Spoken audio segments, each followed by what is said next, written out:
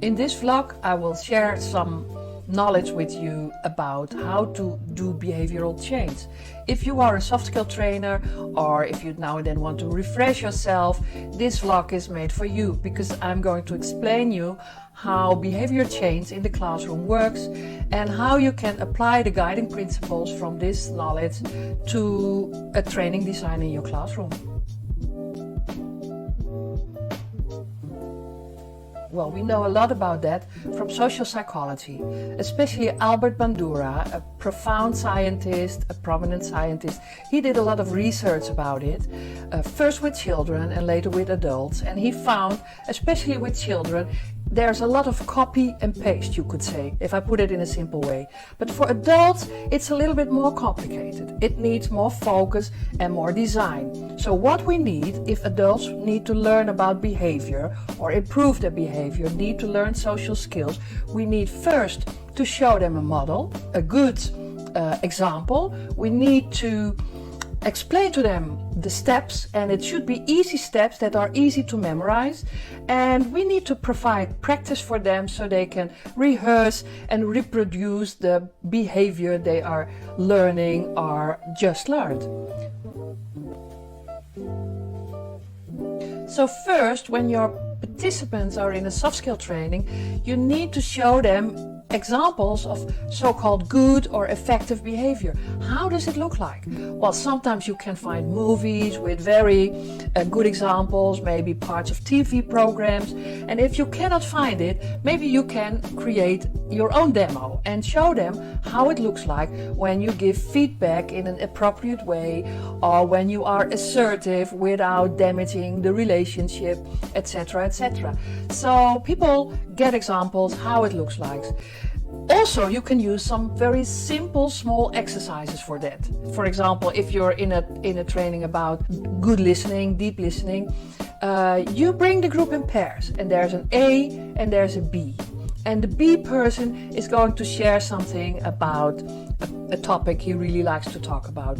And the assignment for A is you do everything to show you're not listening. Well, and then there's the second round. And again, this B person is going to share about his topic he likes to talk about. And now the A is doing his very, very best to show that he's a really, really genuine listener. This exercise gives people examples of how it looks like. So second, for learning about soft skills, people need checklists.